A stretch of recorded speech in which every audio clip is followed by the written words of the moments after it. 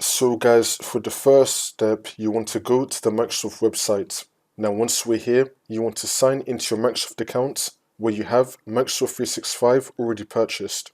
And now once we're here, you want to click on sign in. And now once you're on this, you want to sign into your Microsoft account which already has Office purchased on it. And now once you've signed in to our Microsoft account, on the left hand side, you want to click on subscriptions. It will then take you to here. It's going to show you the Office products that you've purchased.